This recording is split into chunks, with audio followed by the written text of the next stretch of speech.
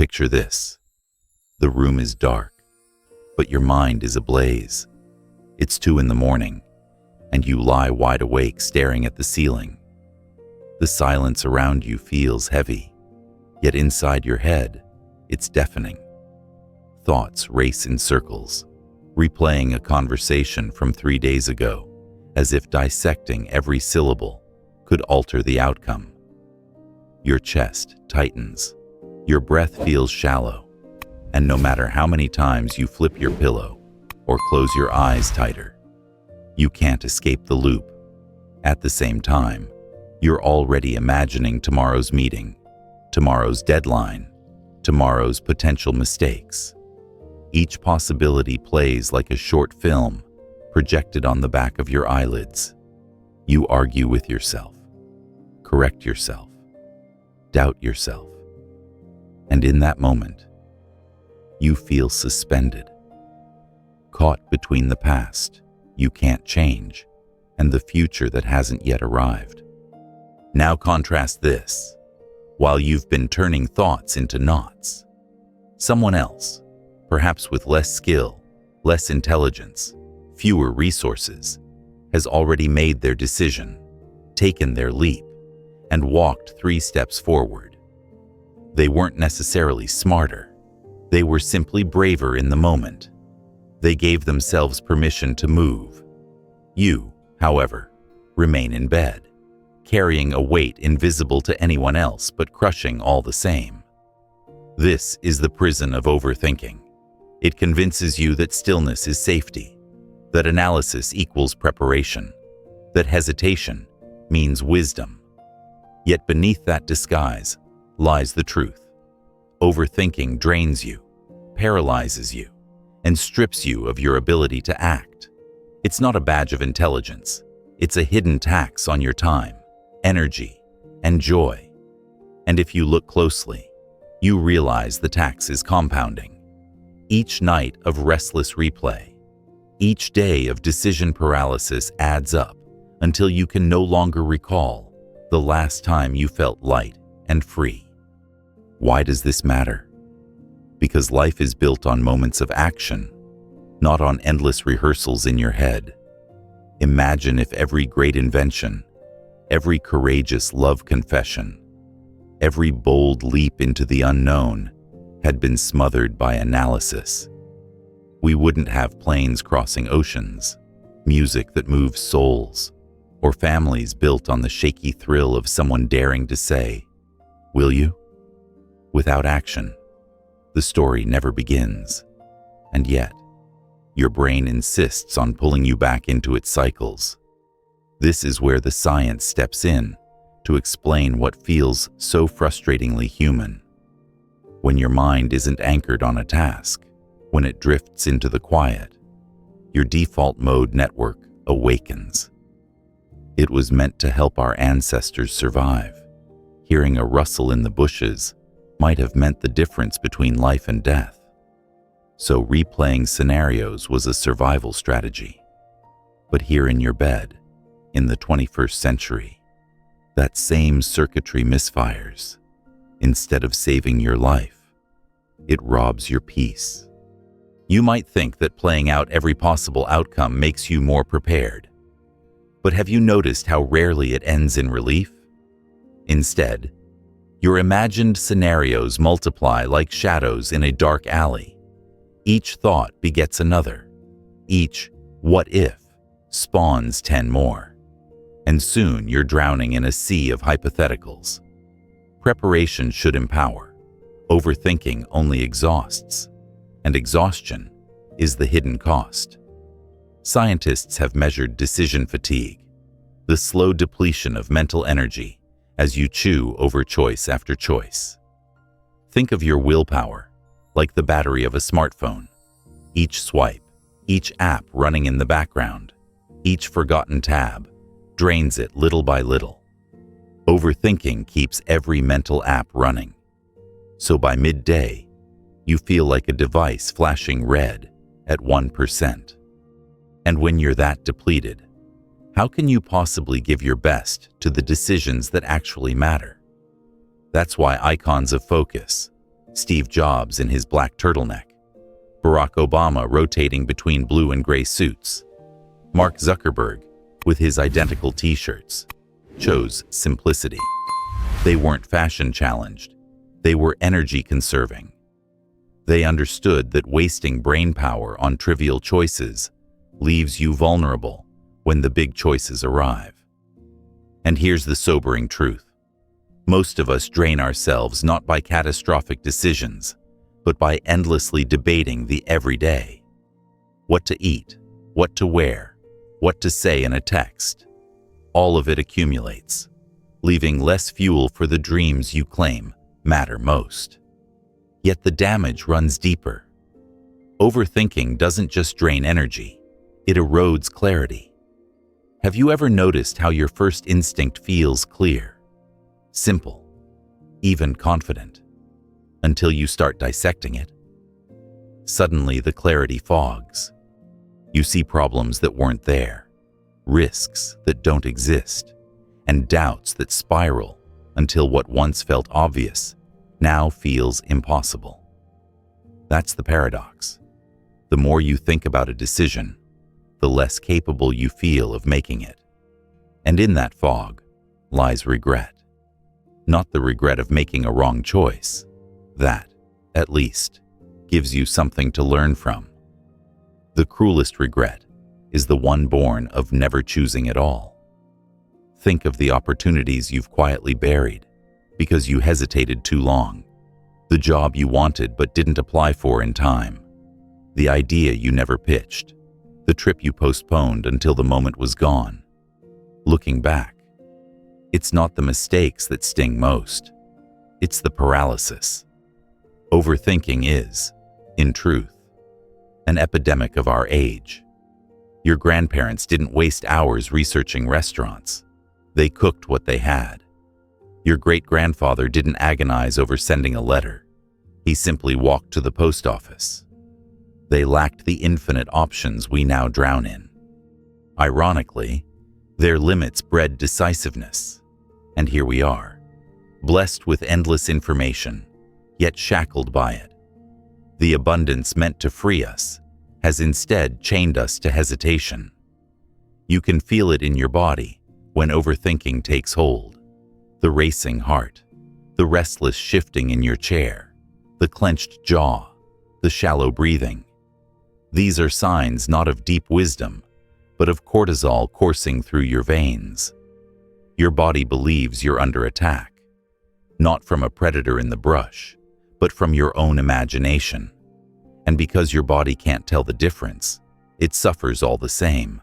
Stress accumulates, anxiety heightens, sleep suffers, and slowly, life narrows into a corridor of worry. But here is the light breaking through. You are not doomed to live like this. Overthinking is not destiny. It is a habit. And like every habit, it can be unlearned, rewired, replaced.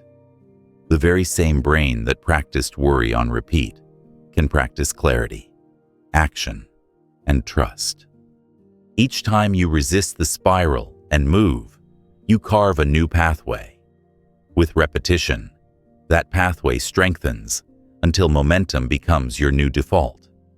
It begins with awareness, the courage to catch yourself mid-loop and say, I don't need to keep replaying this. It deepens with perspective, the humility to see that many choices aren't life or death, but simply steps on the road of learning. And it expands with trust, the willingness to believe that even if you stumble, you can recover, adjust, and keep going. So picture this again. You lying awake at 2 a.m., the ceiling still there, the silence still pressing in. But this time, you take a deep breath. You notice the loop, and instead of spiraling, you smile faintly and let it go. You remind yourself that tomorrow's decisions don't need tonight's torment. You give yourself permission to rest. And in that simple shift, you begin to reclaim your power. This is where your journey begins, not in analyzing the perfect step, but in daring to take one. because life rewards action, not hesitation. And once you glimpse that truth, the spiral begins to loosen, the weight begins to lift, and a decisive life begins to feel possible. Your mind may feel like a safe space when you let it wander, but beneath that comfort lurks a trap designed long before you were born. As you sit quietly or pause after a long day, something shifts inside your brain. That shift has a name. Neuroscientists call it the default mode network. Think of it as the mental engine that roars to life when you're not absorbed in the outside world. It whispers constantly, reviewing old mistakes, imagining future embarrassments, calculating scenarios that may never occur. On the surface, it feels like self-reflection, like planning, like responsibility. In reality, it's the exact circuitry that fuels the endless loops you keep falling into. The default mode network wasn't always your enemy. Centuries ago, when survival meant scanning the environment for danger, this system helped our ancestors weigh possibilities. A rustling bush might have meant wind, or it might have meant a predator. Pausing, evaluating, overthinking. That delay could have been the difference between life and death. But the world has changed faster than your wiring. Today, your brain doesn't just analyze rustling bushes. It treats a delayed email response like a lurking predator, a presentation like an ambush, a missed call like a threat to survival. Your ancient defense mechanism is now a thief of peace. You notice it when you open your eyes in the morning and immediately replay yesterday's awkward moment at work. You feel it when you scroll through choices on a menu for far too long, second-guessing a simple meal. You suffer it when you stare at an email draft, rewriting the same sentence 5 times, never convinced it's good enough. The network in your head whispers that this is responsibility, that this is smart, that this is the cost of being thorough. But you know the truth. It's draining you. That's why decision fatigue strikes so quickly. Researchers estimate that you make around 35,000 decisions every single day, most of them so small you hardly notice. What shirt to wear, what reply to send, which app to check, whether to stand or sit, which route to take. But every micro-decision consumes a drop of your limited pool of mental energy. Overthinking doesn't just spend those drops. It tips the whole container. By the time evening arrives, you're exhausted not from the tasks you completed, but from the mental gymnastics of debating what you might do. This is why some of the world's most focused leaders simplified their choices. Steve Jobs rotated the same outfit. Barack Obama limited his suit colors. Mark Zuckerberg stacked gray t-shirts in his closet. Their secret wasn't style. It was conservation. They refused to waste mental fuel on the trivial because they wanted to preserve clarity for the monumental. Meanwhile, most people waste oceans of energy deciding lunch. You've probably felt that paradox. After spending 30 minutes scrolling options, you finally choose something and then feel strangely empty, too drained to make progress on work that actually matters. But the trap goes deeper. Overthinking doesn't just sap energy, it scrambles clarity.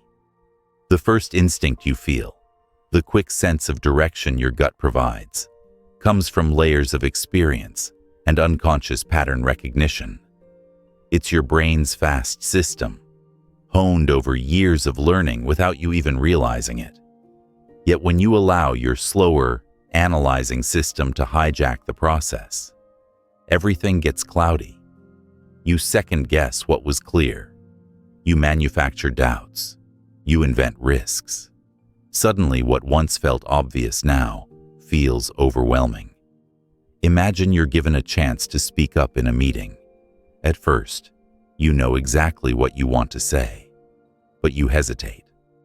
Within seconds, your mind floods with doubts. What if it sounds foolish? What if someone disagrees? What if you stumble? By the time you've run through the possibilities, the conversation has already moved on. You had clarity, but overthinking stole it. And in stealing clarity, it stole confidence. This is why psychologists describe overthinking as a mental rut. Each time you choose analysis over action, you deepen the grooves, making it easier to slip back into the same loop the next time. Your brain rewards itself with the illusion of control, believing that by turning an idea over and over, you're becoming safer. But safety isn't what follows. Paralysis is, and paralysis is rarely harmless.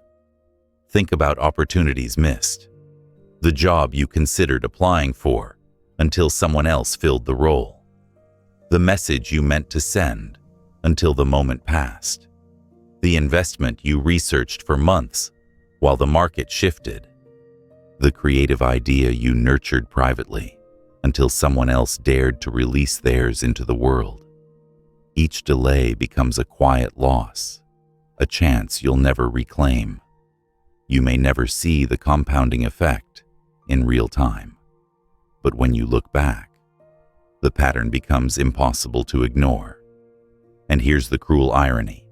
Overthinking convinces you that the more time you spend analyzing, the better your decisions will be. But science proves otherwise.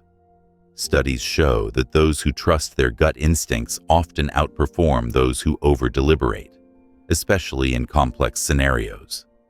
In one striking experiment, participants asked to make a quick choice about complicated products often did better than those who analyzed extensively. Why? Because the unconscious mind can process vast amounts of information simultaneously, while the conscious mind quickly clogs under too many details. It's like asking a pocket calculator to run a simulation better suited for a supercomputer. When you overthink, you're forcing the calculator to do the job of the supercomputer. No wonder you feel overwhelmed. The default mode network is not built for clarity in today's world. It's built for hesitation. And unless you take charge, it will keep hijacking your life. But awareness is the first key. Once you recognize that voice in your head for what it is, not truth, not wisdom, just a survival echo, you can choose differently. Instead of following the spiral, you can interrupt it. Instead of obeying every what if, you can pause and breathe. And as you practice, you begin to notice something profound. The mind that once imprisoned you can also set you free. Picture it.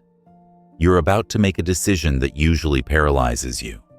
Instead of letting the default mode network spin for hours, you catch yourself. You tell yourself, this is just the old wiring firing again. You breathe deeply. You decide in minutes, not hours. And as you do, you feel lighter, more alive, more capable. That shift doesn't just change the decision, it begins to change you. The trap is real, but so is your ability to step out of it. You don't have to silence every thought or extinguish every scenario your brain creates. You only need to stop mistaking them for commands. They're suggestions from an outdated system. You are the one who decides whether to act. And every time you choose action over spiraling, you prove to yourself that freedom is possible. This is how clarity begins to return. Through awareness, through small choices, through courage in moments that once belonged to hesitation. The default mode network may be powerful, but it is not destiny. You are. You rarely measure the price of your thoughts, yet they charge you every single day. The cost of overthinking doesn't arrive as a bill you can hold in your hands, but it accumulates like interest on a loan you never meant to take. At first, it seems harmless. spending 5 extra minutes rewriting a message, delaying a decision until tomorrow, replaying a conversation on your commute. But those minutes add up, and those delays carry weight. Over time, the debt becomes enormous. You don't always notice it in the moment, but when you step back, you see how much has been quietly stolen. Time is the most obvious casualty. Every loop of hesitation is a slice of your life that will never return. Imagine adding up all the minutes you've spent debating what to wear, what to say, which choice might keep you safest. By the end of a year, those minutes have ballooned into hours, days, even weeks. Think of what you could have built in that time: a skill, a relationship, a memory. Instead, you're left with nothing tangible, just the fading echo of thoughts that led nowhere. But time is only the surface cost. Beneath it lies the weight of missed opportunities. Consider the moments when action could have opened a door, but hesitation closed it instead. The friend you never called back, the idea you never tested, the risk you never dared to take. You tell yourself that waiting means preparing, but waiting is often just avoiding. And while you avoid, opportunities move on. Someone else calls, someone else acts, someone else seizes the chance. You don't feel the loss immediately, but years later you may look back and wonder, what might my life have looked like if I had simply moved sooner? Then comes the emotional toll. Overthinking doesn't only consume your minutes, it gnaws at your peace. It builds a constant hum of anxiety, a background noise that never truly shuts off. You find yourself restless in conversations, distracted in meals, unable to fully enjoy a moment, because part of your mind is always stuck in another. It's like trying to live life with a weight tied to your ankle. You can move, but never freely. That tension builds stress hormones in your body, and stress, left unchecked, doesn't stay in your head. It seeps into your muscles, your heart, your sleep. You wake up tired because your brain never stopped grinding. Relationships feel the strain too. When you overthink, you hesitate to express yourself honestly. You edit your words instead of speaking them. You second-guess your partner's intentions instead of trusting them. You play silent chess matches in your head, moving pieces no one else can see. Over time, those patterns create distance. People around you may feel they never get the full version of you, just the cautious one, the guarded one, the one afraid of missteps. Intimacy demands trust, but overthinking thrives on doubt. And doubt, repeated daily, corrodes connection. The financial cost, though less obvious, is just as real. Overthinking often masquerades as prudence. You delay purchases endlessly, waiting for the perfect moment, the perfect deal, the perfect certainty. But sometimes delay costs more than action. You miss investments that grow without you. You hesitate on opportunities that could have yielded reward. You stall so long that the window closes, leaving you not wiser, but poorer. And in business or career, hesitation can mean watching others advance while you remain stuck, perfecting decisions that never materialize. Even creativity suffers under the weight of constant analysis. The most vibrant ideas emerge in flow, when your mind feels safe to wander without judgment. Overthinking, however, floods that space with self-criticism. You judge your ideas before they even form. You smother inspiration with analysis. A song unsung, a story unwritten, a painting never begun, all casualties of the critic in your head whispering, "What if it's not good enough?"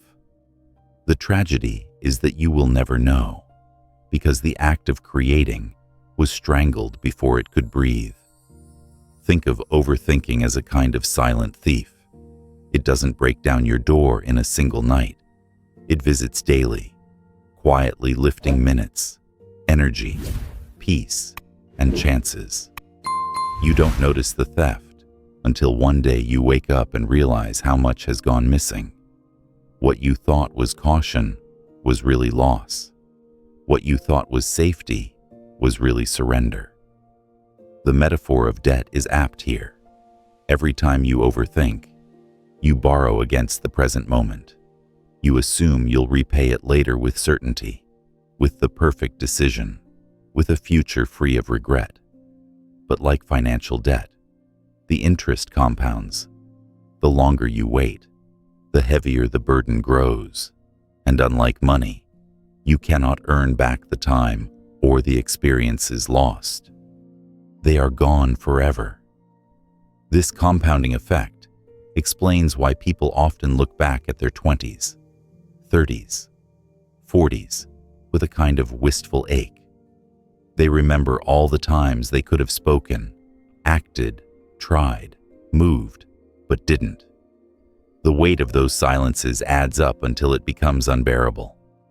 This is why regret researchers find that people regret inaction more than mistakes. Mistakes can be learned from. Inaction leaves nothing but emptiness. The body keeps score as well. Overthinking elevates cortisol, the stress hormone, flooding your system as if you were under constant threat. Your heart rate increases, your digestion suffers, your immune system weakens. Over time, this contributes to chronic fatigue, burnout, even illness. The price of hesitation isn't just lost moments, it's compromised health. Your mind convinces you that thinking longer makes you safer, but your body pays the opposite price. And perhaps the cruelest cost of all is the shrinking of your spirit. Overthinking teaches you to distrust yourself, to believe you are incapable of handling life without exhaustive rehearsal. Slowly, you become smaller. You avoid risks. You decline opportunities. You stop dreaming as boldly as you once did. The inner voice of doubt grows louder than the voice of possibility. And soon, you are not just missing moments, you are missing yourself. But here lies the turning point. Once you see the costs clearly, you can no longer pretend they don't exist. Awareness is uncomfortable, but it's also liberating. Because now, every time you feel the tug of hesitation, you can measure it against the debt it creates. Do you really want to spend another minute on an imaginary problem when that minute could build something real? Do you want to let the thief in again, or will you lock the door and step outside into action? The choice is yours. Overthinking charges interest on every delay, but clarity, decisiveness, action, they pay dividends. Each step you take builds momentum, compounds into confidence, multiplies opportunities. The same law of compounding that makes overthinking so costly can also make decisive living astonishingly rewarding. Imagine what your life could look like if, instead of loops, you stacked actions. Instead of regret, you collected attempts.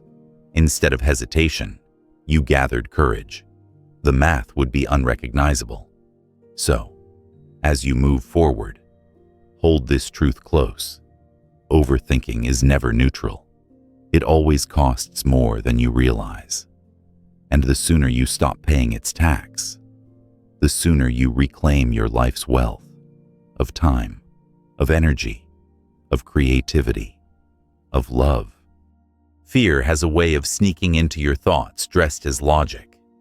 You tell yourself you're just being careful, that weighing every angle is wisdom, that hesitation is maturity. But if you look closer, beneath those layers of reasoning is something ancient. Your brain's survival instinct whispering, "Don't move, don't risk, don't act." That whisper once kept your ancestors alive. today, it keeps you trapped. Think back to the earliest humans. They lived in a world of predators and scarcity, where a single miscalculation could mean the end. Better to hesitate than to walk into danger. Better to imagine every possible threat than to rush forward unprepared. That instinct, coded deep into your nervous system, was a gift then. It's why you're here now. But in the modern world, with no lion lurking in the grass, the same instinct still fires. Only now, instead of saving you, it sabotages you. This survival wiring shows up in familiar ways. You fear saying the wrong thing, so you say nothing. You fear making a bad choice, so you make no choice. You fear regret, so you sit on the fence until the opportunity disappears and regret arrives anyway. What once was a protective reflex has become a cage. Biases fuel this cycle, each one convincing you that hesitation is smart. The negativity bias ensures you give more weight to possible failures than to potential successes. One imagined embarrassment outweighs 10 possible wins. The availability heuristic tricks you into believing that the most vivid, recent example in your mind is the most likely outcome. Hear a story of a failed business, and suddenly, every idea feels doomed. The fear of regret convinces you that avoiding a decision prevents pain. But the truth is that inaction creates its own unique sting, and the planning fallacy makes you believe you can think your way to the perfect timeline, when in reality, no plan ever survives contact with reality unchanged. You may recognize this pattern in your own daily life. You want to speak in class, but you imagine everyone's eyes on you, judging your words. You want to launch a side project, but you picture the one-star review before you've even begun. You want to say yes to a date, a trip, a leap, but you see every potential misstep magnified, as if your brain is holding a magnifying glass over worst-case scenarios, and so you freeze. Here's the paradox. Fear convinces you that stillness equals safety, yet stillness is its own danger. While you hesitate, life moves forward without you. Opportunities close, relationships fade, ideas grow cold. The very thing you feared, loss, becomes reality, not because of reckless action, but because of endless delay. This is why psychologists describe overthinking as a false shield. It feels like you're protecting yourself, but what you're really doing is sacrificing growth for the illusion of control. And illusions cannot hold. Eventually, the wall crumbles, and all you're left with is the regret of never having tried. Science shows that your brain is particularly sensitive to potential threats. The amygdala, the almond-shaped region responsible for fear responses, lights up when you anticipate risk, even when the risk isn't real. This alarm bell drowns out the more rational parts of your brain, convincing you that caution is survival. But remember, your environment has changed. A presentation at work is not a predator in the grass. A conversation with someone you admire is not a threat to your life. Yet your amygdala reacts as though they are, flooding your body with stress hormones, sharpening your focus on danger while blurring everything else. The result? You feel like you're preparing, when really you're just trapped in fear's echo chamber. Fear narrows your vision, makes every shadow look like a monster, every choice feel like a cliff. And when your vision is that narrow, it's almost impossible to see possibility. But here's the truth you must internalize. Fear's voice is not your only voice. Alongside your amygdala sits your prefrontal cortex, the seat of reasoning, long-term planning, and perspective. When you slow down your breath, when you remind yourself of the bigger picture, You give this part of your brain a chance to speak, and its message is different. It says, yes, risk is real, but so is growth. Yes, mistakes may happen, but so will lessons. Yes, fear is loud, but courage doesn't require silence. It requires movement. Think of a time you acted despite fear. Maybe you introduced yourself to someone new. Maybe you accepted a challenge at work. Maybe you moved cities, switched jobs, or tried something outside your comfort zone. In the moment, your heart pounded, your doubts screamed, your body protested. But once you acted, the fear shrank. The monster dissolved. You realized it wasn't as catastrophic as your mind predicted, and afterward, you felt stronger, proud, alive. That's the secret. Fear shrinks in the presence of action. Overthinking thrives because you believe you can think your way into certainty. But certainty never comes. What comes is movement, and with it, clarity. Action is the antidote to fear, not more thought.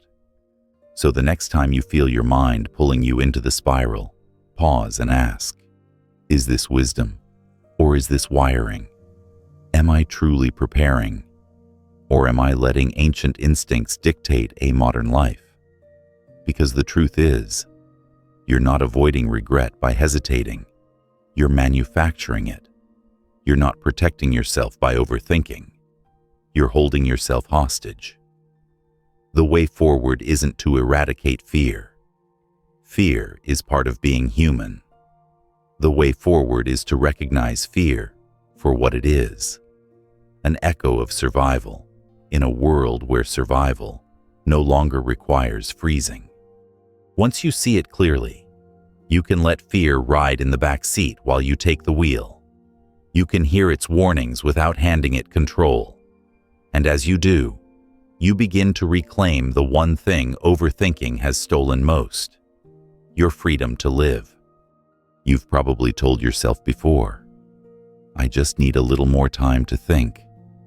It sounds responsible. It feels like progress. You imagine that the longer you turn an idea over in your mind, the sharper it will become. But what if that wasn't true? What if the very act of thinking endlessly is the reason you remain stuck? This is the illusion of productive thinking, the trap that convinces you motion in your mind equals movement in your life. Picture yourself at your desk, staring at a project outline. You map out scenarios, pros and cons, possible challenges. You scroll through research articles, watch tutorials, compare notes. Hours pass. You feel tired, even accomplished, as if you've been working hard. But when you step back, you realize nothing tangible exists. No email sent, no prototype built, no progress made. You were busy, yes, but busy in your head. And busyness of thought is not the same as productivity. There's a subtle dopamine hit that comes from analysis. Your brain rewards you for considering options, for imagining outcomes. It gives you a false sense of control, a feeling that you're being thorough, responsible, prepared. That small chemical reward keeps you looping, chasing the comfort of thought instead of enduring the discomfort of action. But dopamine doesn't measure results. It only measures stimulation. And stimulation without creation leaves you empty. Think of it like a treadmill. You're running, your heart pounding, sweat dripping. You feel like you're covering distance. But when you look around, you haven't moved an inch. That's the nature of mental busyness. You expend energy, but the landscape of your life looks exactly the same. Meanwhile, someone who took one uncertain step forward on the open road is already further than you, even if they stumbled. The difference between thinking and doing can be summarized in this. Thinking feels safe because it's private. Doing feels risky because it's visible. In your head, no one can criticize, no one can reject, no one can judge. Out in the world, your actions can fail. So, you retreat into the safer space of thought, convincing yourself that you're still making progress. But progress is public. It's something that leaves a trace others can see. And until you leave that trace, you've built nothing but smoke. Consider how many projects die in notebooks, journals, and endless brainstorming sessions. Brilliant ideas that never saw daylight because their creators confused thinking about them with working on them. The world doesn't reward good intentions or elaborate plans. It rewards execution. History remembers those who acted, not those who endlessly rehearsed. There's also a cost to staying in thought mode. While you're busy simulating, life keeps moving. The market shifts, opportunities evolve, people grow. By the time you feel ready, the landscape may have changed completely. Thinking gives you the illusion of preparation, but action is the only preparation that truly matters. You cannot predict every variable.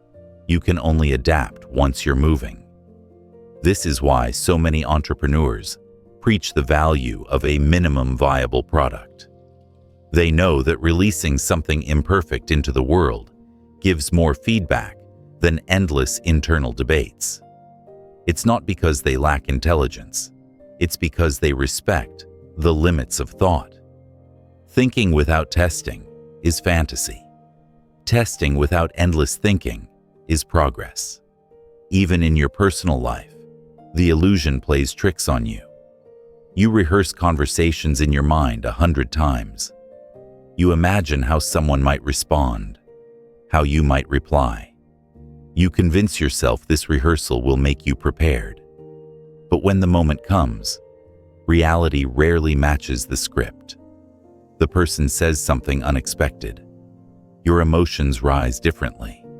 The context shifts, and all those hours of rehearsal vanish. What would have prepared you more? One genuine attempt. The brain's two systems of processing highlight this problem clearly. Your fast, intuitive system thrives on patterns and quick judgments. Your slower, analytical system thrives on detail and deliberation. Both are useful. But when you rely too heavily on the slower system, you clog it with too many details. It can't process as efficiently, and you spiral. The very tool meant to give you clarity becomes the fog. Action, on the other hand, lets your fast system engage, training your instincts through experience. You can't think your way into intuition. You must live your way into it. Imagine learning to ride a bike by reading manuals. You could study balance, gear ratios, friction, and wind resistance.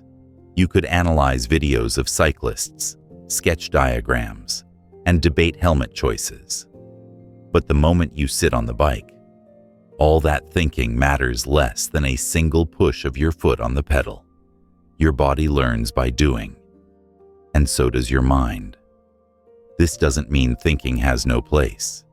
Reflection, analysis, and planning are tools, but tools become traps when used exclusively. A hammer is powerful, but if you spend your life admiring it without ever striking a nail, you will never build a home. In the same way, thought without action never builds a life. Ask yourself honestly, how many times have you felt the glow of busyness without the fruit of progress? How many times have you mistaken spinning for movement? The awareness of this illusion is painful at first. It reveals how much energy you've poured into nothingness. But it also frees you, because once you know the treadmill leads nowhere, you can choose to step off. You step off by reminding yourself that clarity follows action, not the other way around. You don't wait for the perfect plan before moving. You move, and the plan shapes itself around your steps. You don't wait until you've rehearsed every possible conversation. You start talking, and the conversation unfolds. You don't wait until you're free of fear. You act despite fear, and confidence grows in the doing. The illusion of productive thinking tells you that more time will make the decision easier. The truth is, more time often makes it harder. The longer you hold a choice in your mind, the heavier it becomes, until it feels immovable. Action is the release valve. Even a small action shatters the illusion and restores momentum. So when you find yourself drowning in analysis, pause and ask, have I actually produced something? Can I point to a result, however small? Or am I lost in the theater of thought, mistaking rehearsal for reality? That question alone can cut through the fog. And when you answer honestly, you'll see the path forward is always simpler than your mind makes it. Not more hours of thought, not another round of pros and cons, but one step, one call, one email, one attempt. Because real progress doesn't live in your mind, it lives in your movement. There is a moment when the spiral of overthinking feels unstoppable, when the what-ifs multiply faster than you can manage, and hesitation hardens into paralysis. It's in those moments that you need a lifeline, something simple enough to bypass your tangled thoughts and direct you toward action. That lifeline exists, and it is deceptively straightforward. The 2-minute decision rule. The rule is this: if a decision does not carry catastrophic consequences, give yourself 2 minutes to decide and then move. No endless debate, no prolonged weighing of possibilities, just 2 minutes. You set the timer in your mind, and when it ends, you act. Why does such a simple boundary work? Because it harnesses the natural speed of your intuitive brain. Your mind has 2 primary systems of decision-making. The first is fast, intuitive, built on years of patterns and subconscious learning. The second is slow, analytical, deliberate. Both are valuable. But when you're prone to overthinking, you lean too heavily on the slow system. You feed it every variable, every hypothetical, and it collapses under the weight. By setting a 2-minute boundary, you shift power back to your fast system. You let instinct speak before fear drowns it out. Think about how often your first instinct was the right one. You glanced at a menu and knew immediately what you wanted, then spent 10 minutes considering alternatives, only to circle back to the first choice. You felt in your gut that you should accept the invitation, but you let doubt spin stories until you declined and later regretted it. You knew the message you wanted to send, but you drafted and redrafted until the moment passed. That first spark, more often than not, is your brain's pattern recognition at work. The 2-minute rule gives that spark permission to ignite before hesitation smothers it. Consider how athletes train. A basketball player doesn't stop mid-game to write out a pros and cons list before shooting. A tennis player doesn't pause to analyze the physics of every swing. Their training ingrains patterns so deeply that their bodies respond faster than conscious thought. Life may not be a game in the same sense, but the principle holds. Decisive action comes from trusting the instincts you've built through lived experience. The 2-minute rule forces you to practice that trust. Some resist this idea because they fear it will lead to reckless decisions. But the rule includes a safeguard. It applies only to non-catastrophic choices. You don't use it when deciding on surgery, or whether to move across the world, or which financial investment could change your family's future. You use it in the countless daily decisions where the stakes are far lower than your brain insists. Choosing what to wear, deciding whether to send an email now or later, picking which project to tackle first, even saying yes to an opportunity that excites you but scares you a little. These are the decisions where overthinking eats away your energy most, and these are the ones where the 2-minute rule saves you. Think of it as a mental circuit breaker. When a spiral begins, you flip the switch by setting the timer. It interrupts the flow of endless thought and demands a conclusion.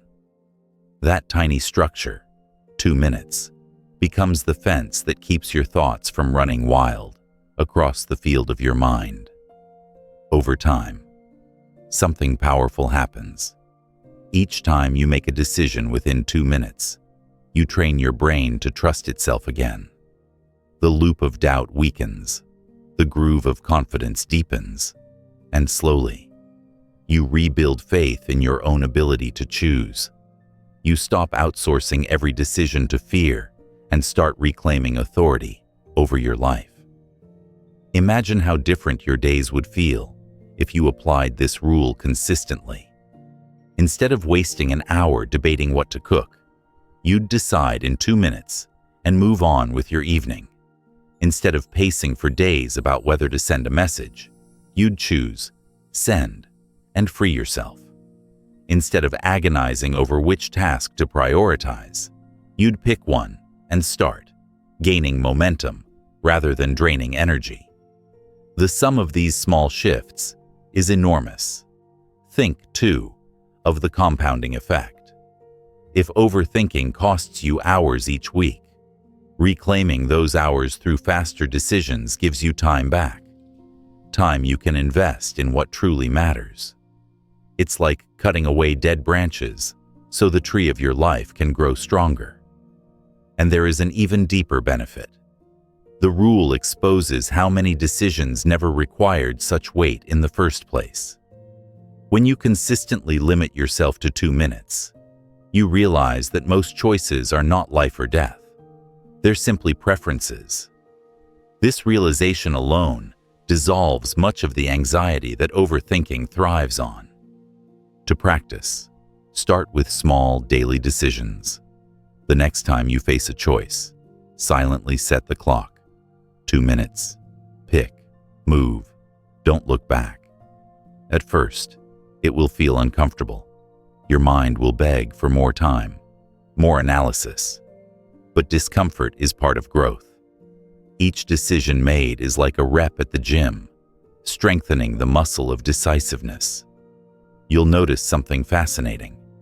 The more you use this rule, the freer you feel. That heavy cloud of doubt begins to lift. Your mind feels lighter, your day smoother. You start trusting your ability to handle whatever comes, rather than believing you must predict every possibility in advance. The 2-minute decision rule does not promise perfection. You will make mistakes, but mistakes made quickly are far less damaging than opportunities missed through endless delay. Mistakes teach, delay erases, and in the long run, action, even imperfect action, builds a life. So the next time you catch yourself slipping into the spiral, remember, you don't need more hours of thought. You need 2 minutes of courage. Then decide. Then move. Perfection whispers to you like a seductive voice in the dark, convincing you that the only safe choice is the flawless one. It tells you to wait until every detail is aligned, every risk accounted for, every outcome guaranteed. But perfection is a mirage. It recedes the closer you walk toward it. This obsession is the engine that keeps overthinking alive, and it's why you often feel trapped between possibilities, endlessly circling, never moving. That's where the 80% rule comes in, to cut the chains. The 80% rule is simple, yet radical. If you are 80% certain, with 80% of the information you think you need, you move forward. You don't wait for total certainty, because it doesn't exist. You don't keep gathering input because more data rarely brings more clarity. Instead, you act when you're mostly ready, and you trust yourself to adjust along the way. Think about the last time you delayed a decision because you wanted 100% certainty. Maybe it was applying for a job, making a purchase, or even starting a new habit. You thought, "I'll wait until I know everything." But weeks or months later, you still didn't know everything, and by then, the opportunity had slipped past. The 80% rule frees you from this endless postponement by giving you permission to act with confidence before perfection arrives. Here's why this works. In almost every situation, the first chunk of information you gather provides the majority of what you need. You research cars, and within the first hour, you learn which models are reliable, affordable, and safe.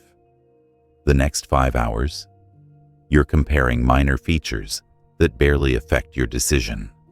That final stretch, the search for complete certainty, often adds stress without adding value. The law of diminishing returns applies to decision-making as much as it does to economics. By the time you've reached 80%, you already have more than enough to make a wise move. Military leaders understand this truth in ways most civilians overlook. In high-stakes environments, waiting for perfect intelligence is not an option. Commanders act with the information they have. Knowing speed can mean survival. Business leaders, too, rely on this principle. Jeff Bezos famously said he makes most decisions with about 70% of the data he wishes he had. If he waited for 90% or more, he would move too slowly. What he understood, and what you can adopt, is that speed creates momentum, and momentum allows course corrections. The 80% rule also dismantles the fear of failure that fuels perfectionism. By accepting that your decision is good enough, you release yourself from the impossible task of eliminating every risk. You acknowledge that mistakes may come, but you trust your ability to adapt. This shift turns decision-making into an iterative process rather than a final verdict. It's less about finding the one perfect answer and more about learning and adjusting as you move. Let's test it with an everyday example. Imagine you're choosing a new apartment. You've visited 5 places, compared rent, location, amenities, and overall feel. One option stands out, ticking nearly all your boxes, though not every single one. You could keep looking, but every new option adds more complexity, more time, and more stress. At this point, you already know enough. If the apartment covers 80% of your needs, sign the lease. The extra 20% you're chasing may not exist, or if it does, it may not outweigh the cost of more delay. The beauty of the 80% rule is that it works across contexts: relationships, careers, creative projects, health goals. Rarely do you get total certainty. The person you're considering dating, you'll never know everything about them before starting. But if you feel 80% aligned, take the chance.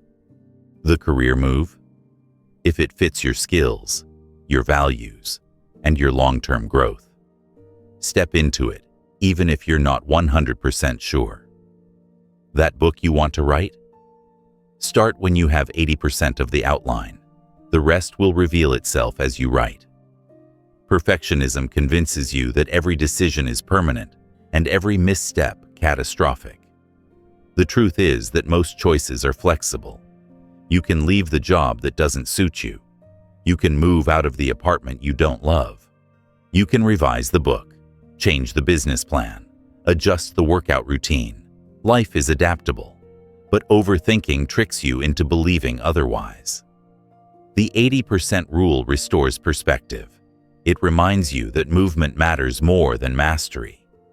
Another benefit of this principle is that it shields you from information overload.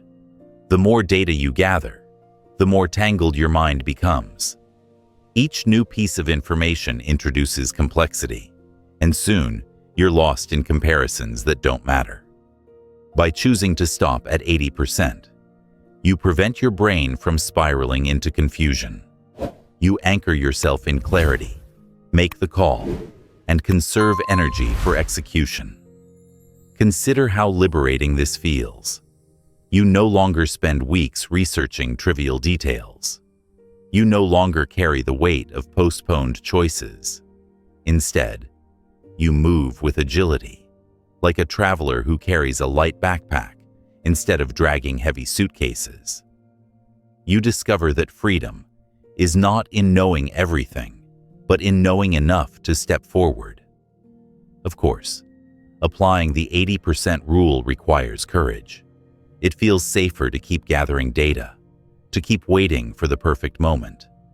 But that safety is an illusion. It's the safety of standing still while life moves on. The courage comes in saying, "This is enough. I am enough. I choose." And then acting with confidence, even in the presence of uncertainty. One way to practice is to set a clear boundary for yourself. When researching, decide in advance what 80% looks like. If you're job hunting, that might mean gathering information on salary ranges, company culture, and role expectations. 3 categories, not 10. If you're choosing a health plan, it might mean looking at coverage, cost, and hospital access. Once you've checked those boxes, stop. Don't let yourself sink into the endless rabbit holes of what if. You'll find that decisions made at 80% are often just as successful as the ones you agonize over, if not more so. Why? Because action itself generates new information. Once you move forward, you discover details you couldn't have predicted. You adjust course with real-world feedback instead of imagined scenarios. Progress creates clarity in ways analysis never can. And here lies the deepest lesson. The 80% rule isn't just about efficiency, it's about trust. Trusting yourself. Trusting that you can handle imperfection. Trusting that you don't need to control every variable to live well. This trust, once built, changes everything. You become someone who chooses, who moves, who grows, not someone stuck waiting for a perfection that never comes. So the next time your brain insists you need one more article, one more opinion, one more round of analysis, pause. Ask yourself, am I already at 80%? If the answer is yes, act. Let that action carry you forward, confident that clarity and strength will meet you on the path, not before you step onto it. Time has a way of slipping through your fingers when you tell yourself you are still deciding. Hours pass, then days, sometimes weeks, while you weigh possibilities and replay the same thoughts. You call it caution, preparation, thoroughness. In truth, it is delay dressed in respectable clothes. What breaks this cycle is a clear, unshakable deadline, one that forces you to choose and move before your mind invents another reason to wait. Deadlines have power because they remove the illusion of infinite time. When you know the clock is ticking, your brain shifts gears. The fog of what if clears, and focus sharpens on what matters most. This is why assignments get finished the night before they are due. Why decisions suddenly become clear when a job offer expires tomorrow. Why a looming deadline pushes you past hesitation into action. Without a boundary, thought sprawls endlessly. With a boundary, it crystallizes into choice. The art of using deadlines to defeat overthinking lies in how you set them. Arbitrary dates rarely work because your brain knows they are flexible. You say, "I'll decide by Friday." But when Friday comes, you slide it to Monday. Real deadlines work because they tie to external events, consequences, or accountability. A job application closes at midnight. A ticket price doubles tomorrow. A friend expects an answer by dinner. These external anchors transform a vague wish into a firm line. But what if your decision doesn't come with a built-in deadline? That's where you create one. You decide that you'll pick a restaurant within 15 minutes. You set a 3-day limit to respond to an invitation.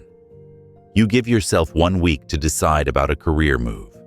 You define it clearly and commit to it as if it were as real as an expiring offer. To strengthen it further, tell someone else, announce your deadline, and ask them to hold you accountable. Suddenly, the cost of ignoring it grows heavier than the discomfort of deciding. Think about how much mental space you would reclaim if every open question in your life had a boundary. Instead of spinning endlessly about whether to buy the new phone, you'd give yourself 2 days. Research within that window, then buy or let it go.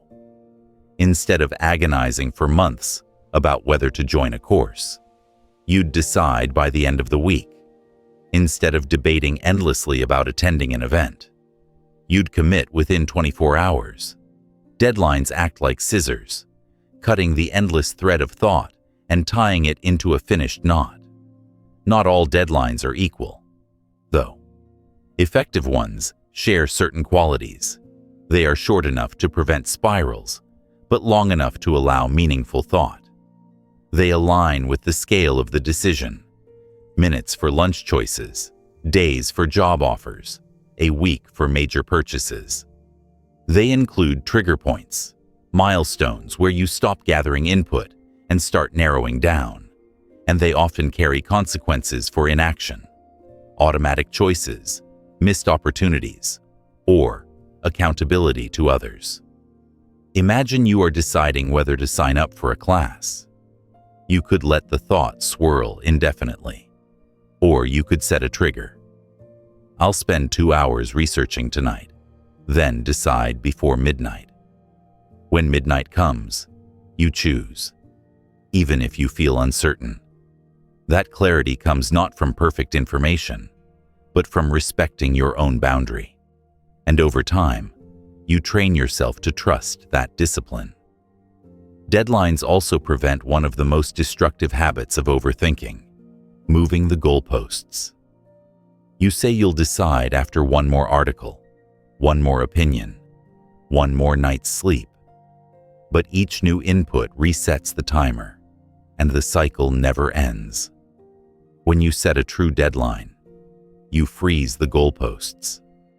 You commit to deciding with the information available at that moment, and you honor the line you drew. Of course, there will be moments when your brain protests. It will argue that you need more time, more certainty, more proof. But certainty is rarely what's missing. Courage is. And courage grows only when you hold yourself to boundaries, when you act in the face of lingering doubt. Each time you meet a deadline, you build proof that you can choose even without perfect clarity. That proof accumulates, reshaping how you see yourself, no longer as someone trapped in analysis, but as someone who decides and moves. There's another hidden gift in deadlines. They force you to clarify your priorities. When you know you only have 24 hours to decide, you focus on the few factors that matter most instead of drowning in details. You stop asking impossible questions like, what if everything goes wrong? And start asking useful ones like, what aligns with my values? What supports my growth? What feels right? That clarity doesn't just help you choose, it teaches you what truly matters to you. In moments of overthinking, you can also use the default option technique. You set a deadline and choose a default. If you haven't actively decided by then, the default becomes your choice. This flips the burden. Instead of expending energy to finally commit, You expend energy only if you want to override the default. Often, this small shift is enough to tip you into action. Think of deadlines as a form of kindness to yourself. They relieve you from carrying unresolved questions indefinitely. They free your mind from endless loops. They restore your energy by closing open tabs in your mental browser. And they remind you that life rewards those who move, not those who wait forever. Picture yourself months from now, looking back. Will you regret the decision you made with 80% certainty, within a set deadline? Unlikely. More often, you regret the decision you never made at all. Deadlines prevent that regret by pushing you out of limbo and into life. So the next time you catch yourself trapped in endless weighing, stop. Draw the line. Say it out loud if you must. I will decide by tonight. Or, I'll choose in 1 hour. Then hold yourself to it. The relief that follows will be proof enough. Action has a rhythm of its own, and once you step into it, you feel how different it is from thinking. Thinking can stretch endlessly, circling, looping, replaying, but action cuts through like a clean strike. This is why the action-first mindset is so powerful. Instead of following the old formula, think until you feel ready, then act. You flip the sequence. Act first. Then think with the feedback reality gives you. The traditional model tells you preparation ensures success, that if you just analyze enough, plan enough, you can predict outcomes with certainty. But how many times has that really worked? How many plans unfolded exactly as you imagined? Life isn't static. It moves, changes, surprises. No amount of analysis can account for all its variables. The action-first mindset accepts this truth. It doesn't reject planning entirely, but it refuses to wait for perfect readiness before moving. Think of learning to swim. You could spend months studying stroke diagrams, breathing techniques, water safety manuals, but until you step into the pool and feel the water against your skin, none of it becomes real. Action is the teacher that analysis can never be. The same applies to almost everything that matters in your life. Career choices, creative projects, relationships. You learn by doing, not by theorizing. Take entrepreneurship as an example. The companies that thrive aren't the ones that plan for years before launching. They're the ones that start with a minimum viable product. Something small, imperfect, but real, and refine it through customer feedback. Why? Because the market teaches them what no business plan could. In your own life, opportunities operate the same way. You won't know if a career path suits you until you take steps on it. You won't know if a project resonates until you share it. You won't know if someone is the right partner until you spend time with them. Action opens doors. Analysis cannot. But shifting to an action-first mindset requires courage, because it feels counterintuitive. You've been conditioned to believe preparation equals safety, that if you act without being ready, you'll stumble. Yet readiness often arrives only after you begin. A runner doesn't feel warmed up until a mile in. A writer doesn't find the flow until they've written a few rough paragraphs. Muscles, skills, and confidence activate through use, not waiting. One way to make this shift is to start with micro-actions. Instead of setting the impossible goal of finishing the whole project, commit to one small step. Write a single paragraph. Make one phone call. Spend 10 minutes researching and then send the email. These tiny moves are less threatening to your anxious brain, but they still create momentum. And momentum compounds. Small steps snowball into major progress. Action first also transforms failure into fuel. When you act, you inevitably make mistakes. But those mistakes carry lessons analysis never provides. If you send the proposal and it's rejected, you learn what needs refining. If you try the hobby and realize it's not for you, you discover where not to spend your energy. Every action yields feedback, and feedback is priceless.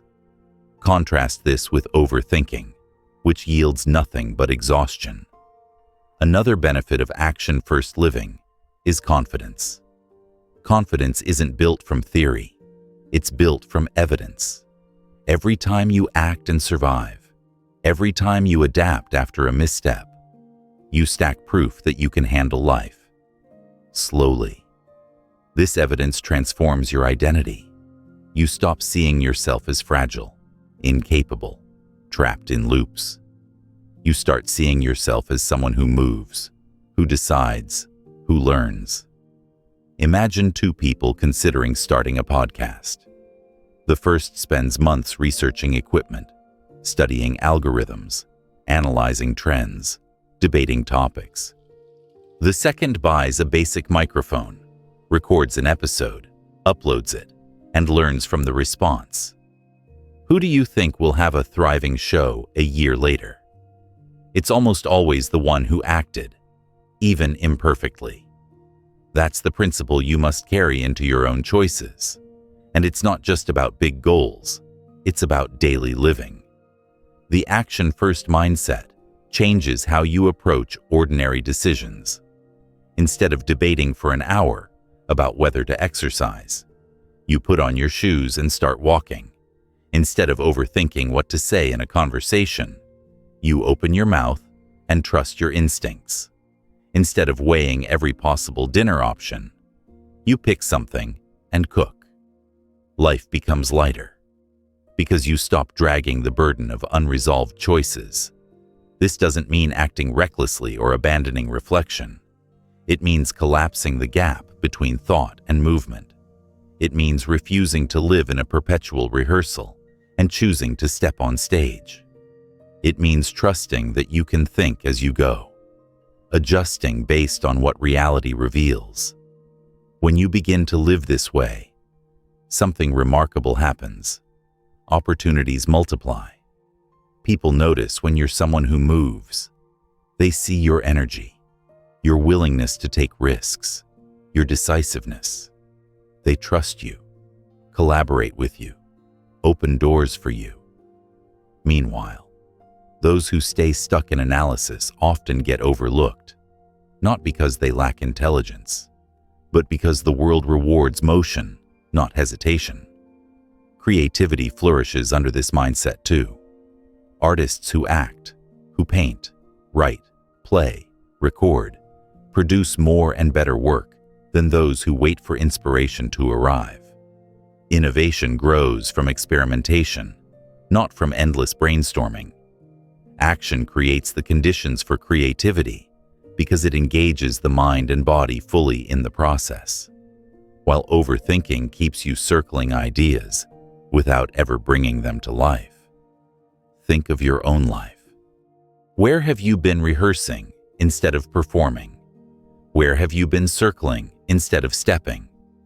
What project, decision, or opportunity has been waiting for you to stop thinking and start moving? The action-first mindset challenges you to answer, not with more thought, but with your next move. So don't wait until you feel ready, because ready is a mirage. Don't wait until the plan is perfect, because plans always change. Don't wait until fear disappears, because courage is acting while afraid. Flip the sequence. Act, then think, step, then adjust, begin, then learn. This is how you break the cycle.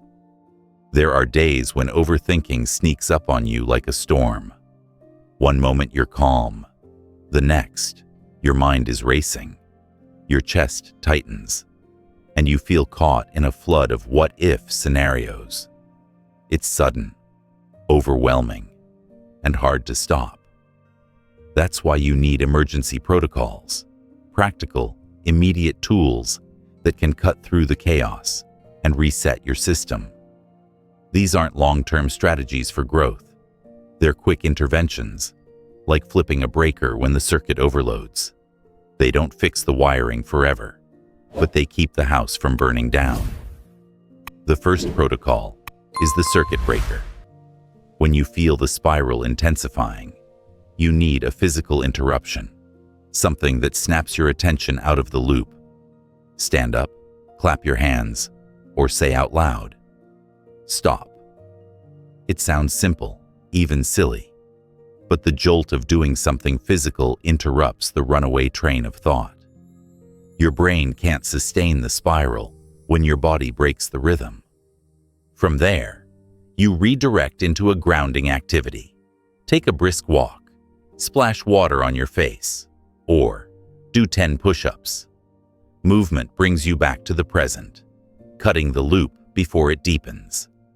The second is the two-question filter. When your mind floods with endless scenarios, ask yourself, is this thought true right now?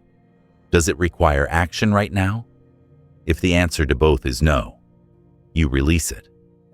This filter works because overthinking thrives on hypothetical futures and recycled pasts. By demanding present truth and present action, you strip away what doesn't belong. If the thought passes the filter, you act. If it doesn't, you let it go. Another protocol is the timer reset. Overthinking convinces you that you must solve everything immediately, but the urgency is often imagined.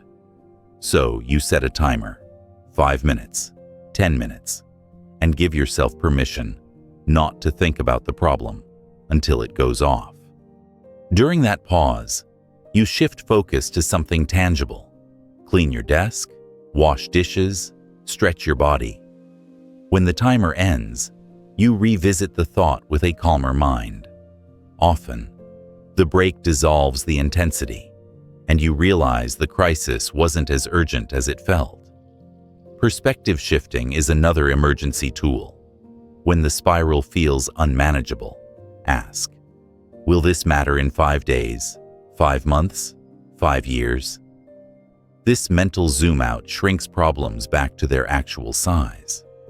The email draft that feels monumental, in 5 months, you won't even remember it. The awkward comment you replay, forgotten in 5 days. By stretching the timeline, you weaken the thought's grip. Perspective restores proportion. There's also the anchoring protocol. When your thoughts scatter in 100 directions, you anchor yourself in one sensory detail. Focus on the feel of your breath entering your nose, the sound of a nearby hum, the sensation of your feet on the floor. Anchoring drags your attention out of imagination and back into reality. Even 30 seconds of anchoring can calm the storm enough to regain clarity. For some, writing works as an emergency reset. When your thoughts chase themselves in circles, grab a pen and dump them onto paper. Don't edit, don't organize, just spill. The act of externalizing the chaos reduces its power. You realize much of it is repetition, noise, not signal. Once it's out of your head, you can choose what matters and discard the rest. Emergency protocols aren't about elegance, they're about effectiveness. They bypass the intellectual debate of overthinking and target the body and mind directly. They give you tools to regain control in the moment, so you don't drown in the flood. The key is to practice them before you need them, just as firefighters drill, so they don't freeze in crisis. You must rehearse your protocols so they become instinctual. Imagine carrying these tools into your daily life. You feel the spiral begin, and instead of losing hours, you clap your hands, take a breath, ask your 2 questions, or set your timer. Within minutes, you feel grounded again. The storm passes. You return to your task. Each successful reset builds confidence that you are not helpless in the face of overthinking. You have weapons, and you know how to use them. This confidence changes everything. Fear no longer dictates your choices because you know you can handle the storm. Anxiety loses its sting because you've faced it before and walked through. You stop avoiding situations that might trigger overthinking because you trust your ability to reset. Instead of shrinking your life to fit your fears, you expand it, knowing you can weather the waves. The long-term goal is, of course, to reduce the frequency of overthinking altogether. But even as you work on that, these protocols are lifesavers in the moment. They transform what once felt like a prison sentence into a manageable challenge. Over time, the storms come less often, and when they do, they no longer scare you. You know how to cut the circuit, filter the thought, reset the timer, shift the perspective, anchor in the present, or spill it onto the page. You don't need to stop storms from forming. You just need to know how to walk through them. And with these emergency protocols, you can. Your ability to make decisions is like a muscle. If you never use it, it weakens. If you strain it constantly without rest, it fatigues. But if you train it intentionally, repeating the right exercises, building strength step by step, it grows resilient. This is how you retrain your decision muscles. Shifting from the fragile state overthinking leaves you in to a place of confidence, speed, and trust in yourself. Start with decision sprints. These are short, timed sessions where you deliberately practice choosing quickly. Set a timer for 10 minutes and give yourself a list of small decisions. Which shirt to wear, which snack to eat, which article to read, which playlist to play. The rule is simple. Each choice must be made in under 30 seconds. No revisiting, no double-checking. You commit and move. At first, it feels trivial, even forced. But what you're doing is rewiring your brain to believe that not every choice requires agony.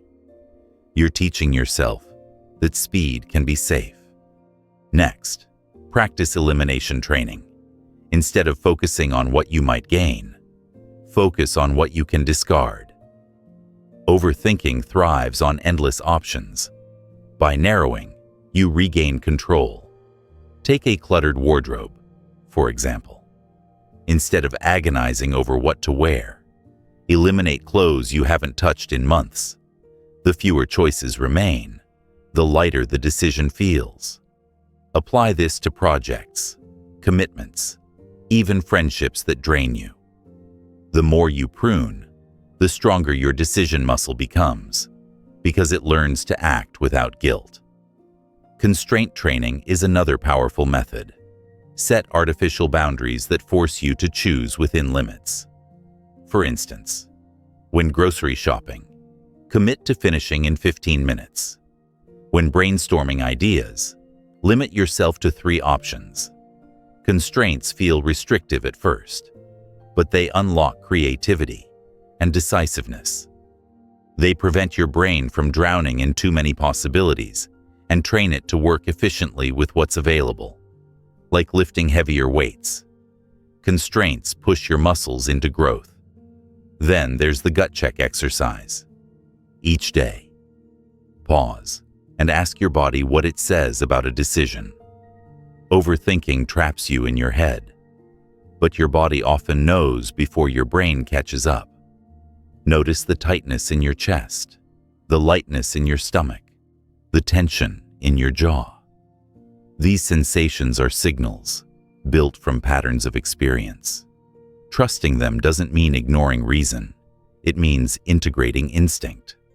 By practicing gut checks, you strengthen the fast, intuitive system that overthinking silences. Another drill is the 1 decision a day habit.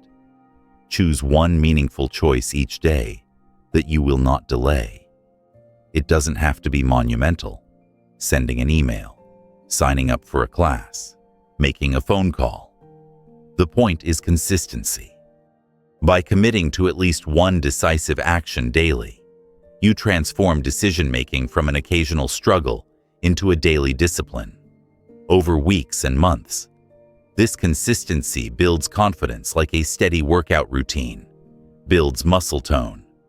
You can also try progressive difficulty. Just as athletes gradually increase their training load, start with small decisions under pressure, then move to bigger ones.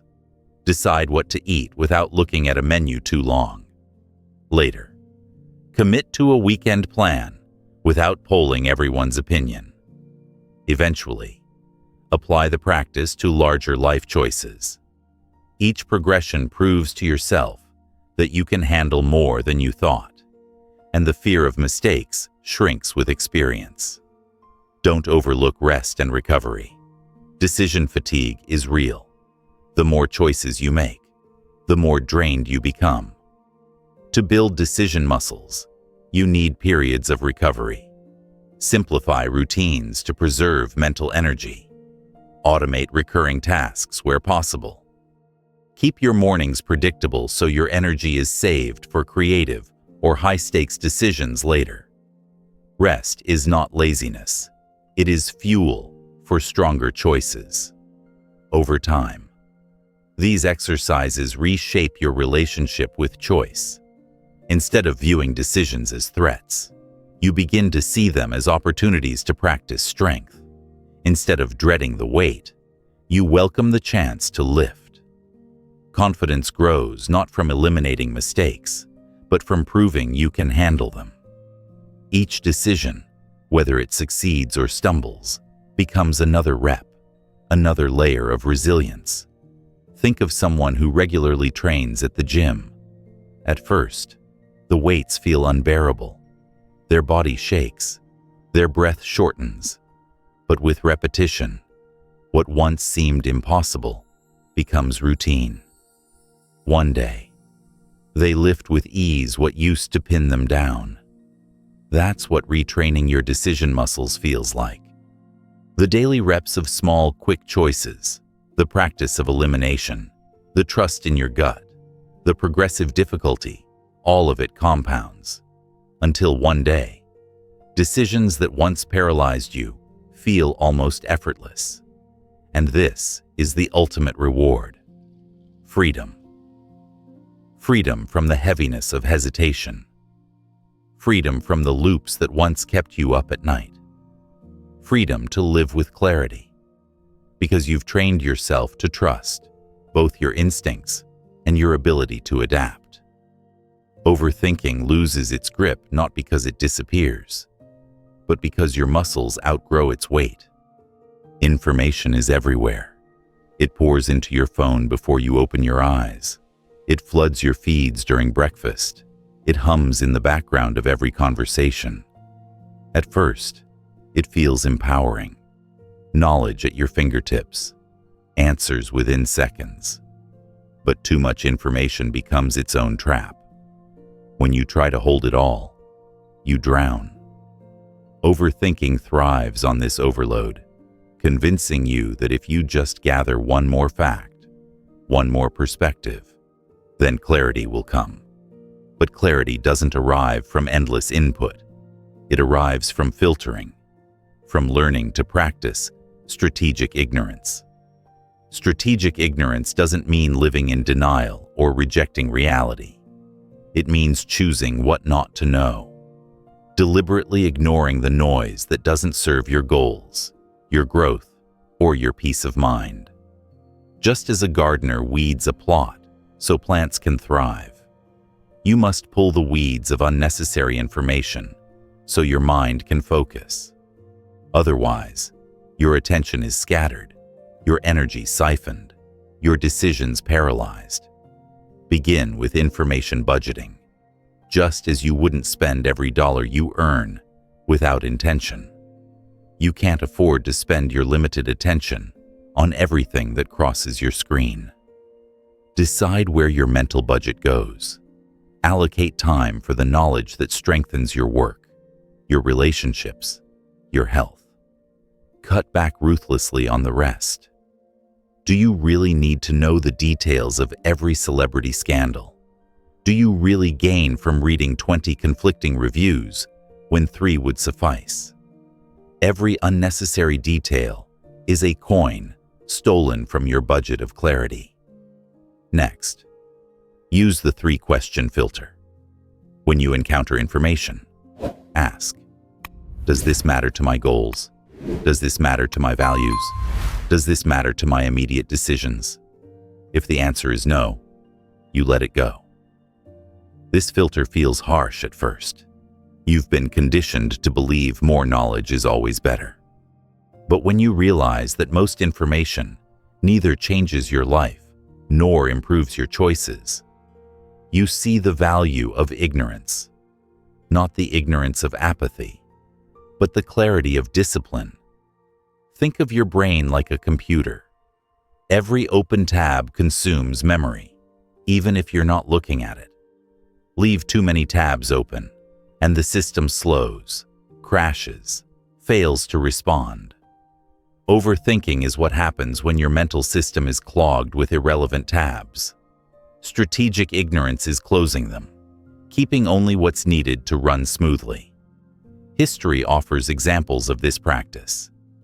Great leaders often limited their inputs to preserve focus.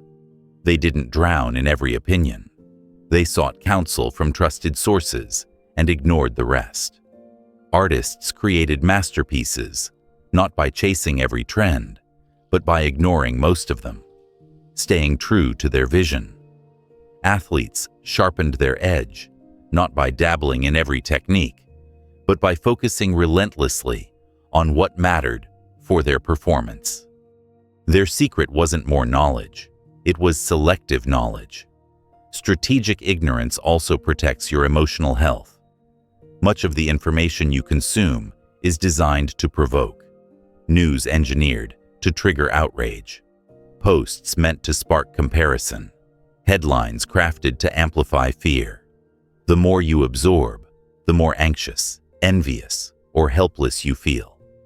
Overthinking feeds on these emotions, magnifying them into paralysis.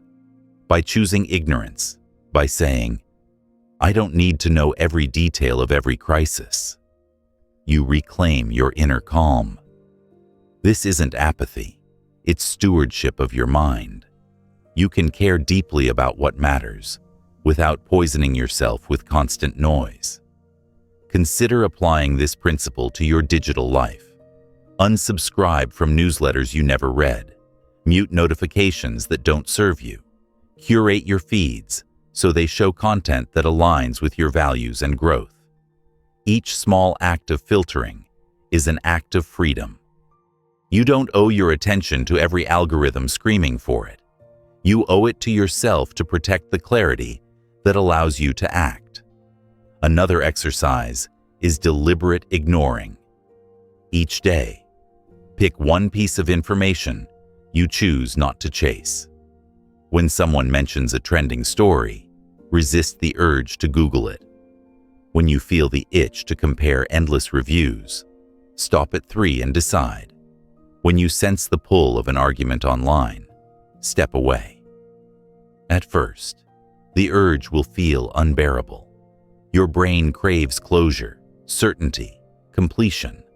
But as you practice, you learn that the world doesn't collapse when you don't know everything.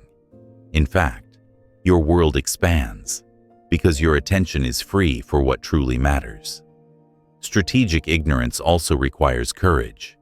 It means accepting that you will sometimes miss details, sometimes be surprised, sometimes appear uninformed. But what you gain is far greater: focus, speed, peace. The ability to move without drowning in data. Remember, knowledge is infinite, but your time and energy are not. Trying to consume it all is like trying to drink the ocean. You don't need the ocean.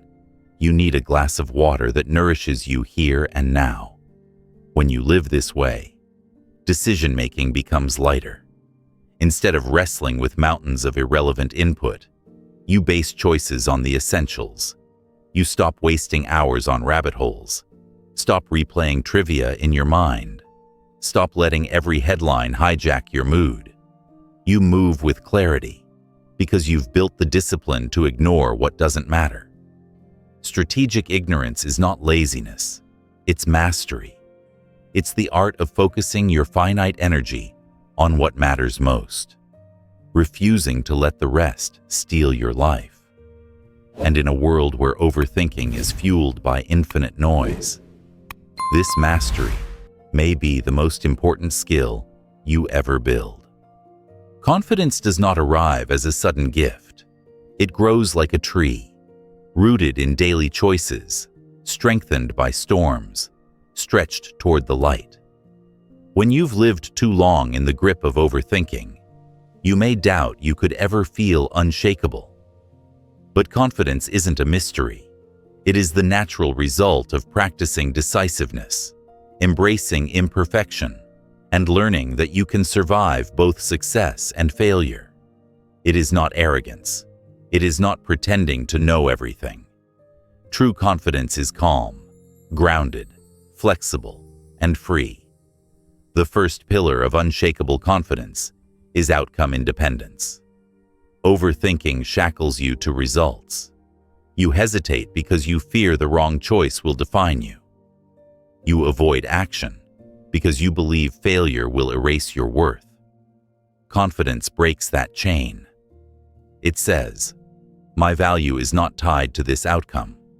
I am strong whether I succeed or stumble." When you believe this, choices lose their terror. You act not because you know you'll win, but because you trust yourself to grow either way. Consider athletes who take high-pressure shots. They don't make them all. Some miss, sometimes spectacularly. But what gives them confidence isn't certainty of success. It's faith in their ability to recover. They know one missed shot doesn't define their career.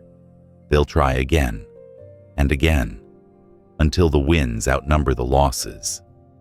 That same mindset can liberate you. You don't need guaranteed success to act. You need the resilience to keep moving, no matter the outcome. The second pillar is response flexibility. Life will not follow your script. Plans will unravel. Surprises will arrive. Variables will shift. Overthinking tries to control every detail to avoid discomfort. Confidence accepts that control is limited, but adapts anyway. It's like a tree in the wind. Rigid branches snap, but flexible ones bend and survive.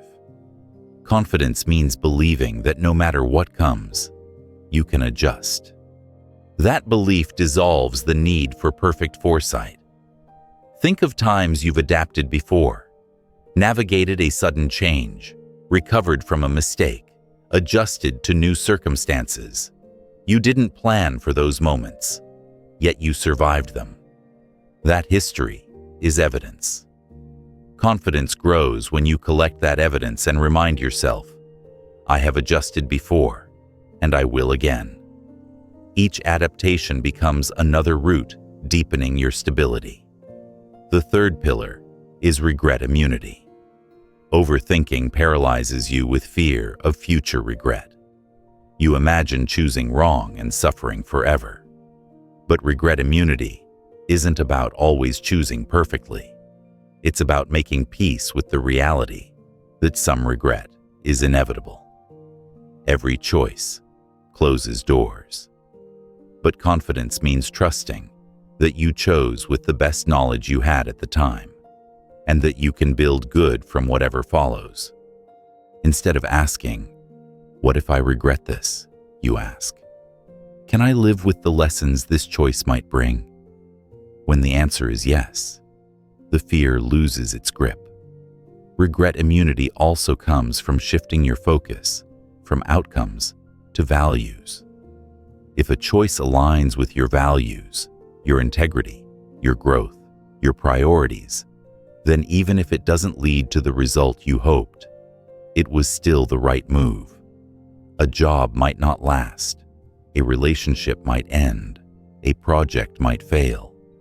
But if you acted in line with what matters most, you can walk forward without shame. Confidence lives in that alignment. Over time, these pillars transform you. You stop waiting for certainty before you act. You stop believing mistakes will destroy you. You stop giving regret the final word. Instead, you act from strength, adapt with resilience, and carry peace regardless of the outcome. That is unshakable confidence, not the absence of fear, but the refusal to bow to it. Picture this. You walk into a room where once you would have been silent, analyzing every possible comment before speaking. Now, you trust yourself to contribute. Maybe your words land perfectly. Maybe they don't. Either way, you know you'll be fine. You take a leap on a project, not because you're sure it will succeed, but because you believe you'll grow from it either way. You say yes to opportunities, not because the risks vanish, but because you know you can adapt to whatever comes. That steady, calm assurance is what life looks like without the chains of overthinking. And when others see it in you, they feel it too. Confidence is contagious. Your decisiveness inspires trust. Your resilience encourages courage. Your calm presence steadies those around you. You stop being the person who hesitates and start being the person who moves, and others will naturally follow. This is the freedom you've been chasing without knowing it. Not freedom from mistakes, not freedom from uncertainty, but freedom from paralysis. Freedom to live fully, love boldly, create unapologetically. Freedom to step into each day knowing you can handle whatever it brings. That is the reward for all the practice, the rules, the resets, the muscles you've trained. That is the decisive life, and it is yours to claim. Take a deep breath. Let the pace slow now, the urgency soften. You've traveled far, through the spirals of overthinking, the traps of fear, the illusions of busyness. You've seen the costs, the science, the tools. More than that, you've practiced new ways of being, 2-minute rules, 80% thresholds, deadlines, emergency resets, decision exercises, filters for clarity, each one a step toward freedom. Notice how different you feel compared to where you began. At the start, overthinking was the invisible cage keeping you awake at night, stealing your peace, wasting your time. But now, you see the bars for what they are: old habits, outdated wiring, stories that no longer serve you. And once you see them clearly, you can step through. The gift of this journey is not perfection, it's power. Power to act without needing every answer. Power to trust yourself, not because you're flawless, but because you're resilient. Power to reclaim your time, your energy, your clarity. That power is already inside you. You've simply learned how to use it. Imagine the days ahead, decisions made swiftly, without regret weighing you down. Conversations flowing because you're present, not rehearsing. Opportunities seized before doubt steals them. Sleep deeper because your mind is no longer a battlefield. Creativity flowing because you've silenced the critic long enough to create. This is what life feels like when you stop overthinking and start living. So carry this with you, not as theory, but as practice. Keep using the rules, the exercises, the protocols. Let action lead. Let confidence root itself deeper each day. And when fear whispers, smile and move anyway. You are free now. Free to live decisively. Free to live fully.